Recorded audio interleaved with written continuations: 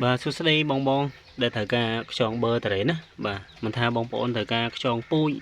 rồi thời ca vô từ thưa mà hôm bà bong bóng này có món bàn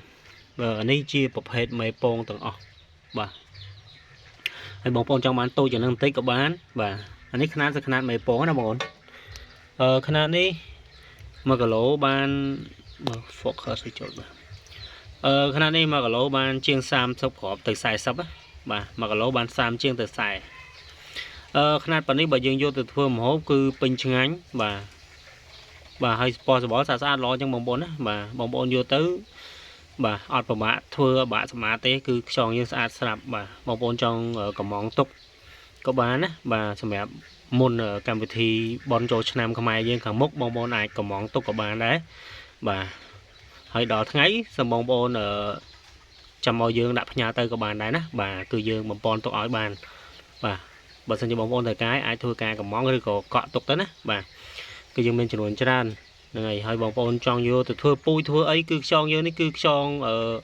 ពូជបឺតរ៉េតសុតល្អតែម្ដងបងប្អូនយកទៅធ្វើពូជក៏បានយកទៅហូបក៏បានដែរបាទហ្នឹងហើយគឺនេះសិតតែជាຂະຫນាតមេពងណាបាទគឺពងច្រើនបាទហើយស្អាតល្អបាទមកលូខ្ញុំនេះ7 8គីឡូបងប្អូនហ្នឹងហើយមកលូ7 8គីឡូហើយយើងនៅនឹងអាងធំផ្សេងទៀតអានេះគឺយើងបំពន់ចំណៃនេះគឺនេះខ្ញុំដួសចោលបាយទីឲ្យស៊ីដាក់ឲ្យវាស៊ីមុនយើងរៀបចំវិចខ្ចប់ផ្ញើចេញទៅណា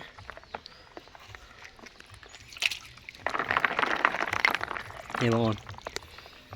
បាទស្អាតនេះគឺបងគាត់យកធ្វើពូជទេបាទគាត់មិនយកទៅហូបទេ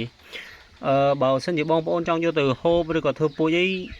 គឺយើងគិតតម្លៃធូរថ្លៃជូននេះណាបាទ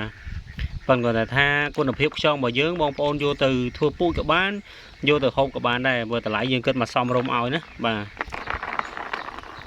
ហើយបងប្អូនយកច្រើនយើងគិតតម្លៃពិសេសឲ្យទៀតហ្នឹងហើយបាទបើតរ៉េនសុតបងប្អូនណាសាច់លឿងសបកលឿង